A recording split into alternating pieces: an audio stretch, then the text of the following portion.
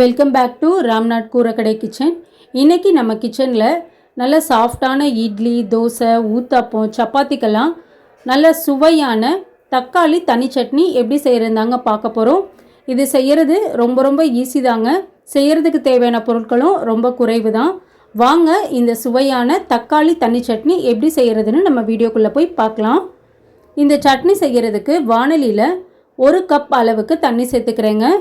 தண்ணி நல்லா சூடானதுக்கப்புறம் நல்ல பழமான தக்காளியாக, பெரிய தக்காளியாக 4 தக்காளி சேர்த்துருக்கேங்க. நீங்கள் உங்களுக்கு தகுந்த அளவுக்கு தக்காளி எடுத்துக்கோங்க. இப்போ நான் எடுத்திருக்க அளவுகள் பார்த்திங்கன்னா 3லேருந்து 4 பேர் தாராளமாக சாப்பிட்லாங்க. இப்போ தக்காளியை சேர்த்துட்டு ஒரு 5 நிமிஷம் போல் நல்லா கொதிக்க விட்டுறலாங்க. தக்காளி தோல் உறிஞ்சு வருது பாருங்கள். இந்த அளவுக்கு தக்காளி நல்லா வெந்ததுக்கப்புறம் இதை எடுத்து தனியாக ஒரு பிளேட்டில் ஆற வச்சுக்கலாங்க. இப்போ தக்காளி நல்லா ஆறிடுச்சுங்க. தோல் எடுத்து வச்சுருக்கேன். மிக்ஸி ஜாரில் சேர்த்துக்கலாம். தண்ணி எதுவும் சேர்க்க வேணாங்க, தக்காளியில் இருக்க தண்ணியே போதும். இப்போ இந்த அளவுக்கு நல்லா நைஸாக அரைச்சி எடுத்துக்கணுங்க.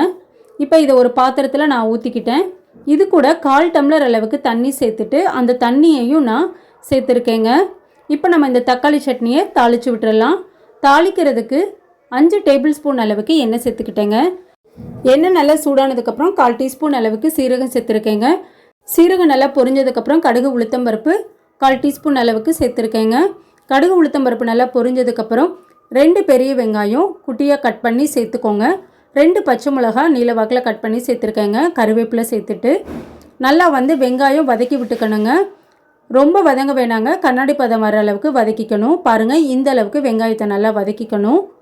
இது கூடவே நம்ம அரைச்சி வச்சுருக்க தக்காளியையும் சேர்த்துட்டு 1 டம்ளர் அளவுக்கு தண்ணி சேர்த்துக்கிறேங்க. இந்த சட்னியே தக்காளி தண்ணி சட்னி.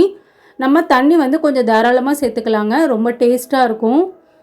இப்போ இந்த தக்காளி கூடவே மசாலா பொருள் ஒவ்வொன்றா சேர்த்துக்கலாங்க. காஷ்மீரி மிளகாத்தூள் 1 டீஸ்பூன் அளவுக்கு சேர்த்துக்கிட்டேங்க. மல்லித்தூள் 1/4 டேபிள் ஸ்பூன் அளவுக்கு சேர்த்துக்கிட்டேன்.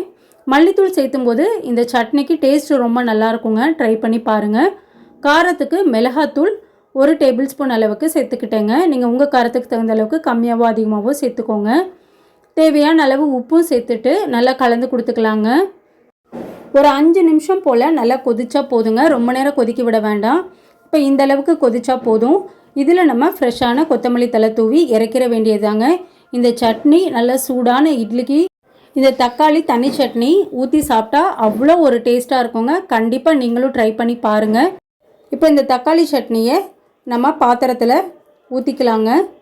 இந்த சட்னி நல்லா சப்பாத்தி, ஊத்தாப்பத்துக்கெல்லாம் ரொம்ப நல்லா இருக்குங்க. நீங்களும் ட்ரை பண்ணி பார்த்துட்டு எப்படி இருந்ததுன்னு உங்கள் கமெண்ட்ஸை எனக்கு சொல்லுங்கள். நீங்கள் இப்போ தான் நம்ம சேனலை ஃபர்ஸ்ட் டைம் பார்க்குறீங்கன்னா ராம்நாத் கூரக்கடை கிச்சனை சப்ஸ்கிரைப் பண்ணிக்கோங்க. பக்கத்தில் இருக்க பெல் ஐக்கானை கிளிக் பண்ணிவிட்டு ஆல்ன்ற ஆப்ஷனை டிக் பண்ணிக்கோங்க. அப்போ தான் நான் போடுற புது ரெசிபிஸ் நோட்டிஃபிகேஷனில் உங்களுக்கு உடனுக்குடனே வரும். இந்த வீடியோ உங்களுக்கு பிடிச்சிருந்ததுன்னா லைக் பண்ணுங்கள். உங்கள் ஃப்ரெண்ட்ஸ் அண்ட் ரிலேட்டிவ் ஃபேமிலிக்கும் ஷேர் பண்ணுங்கள். இனி நான் வேறு ஒரு இன்ட்ரெஸ்டிங்கான ரெசிப்பியில் உங்களை பார்க்குறேன். தேங்க்ஸ் ஃபார் வாட்சிங்.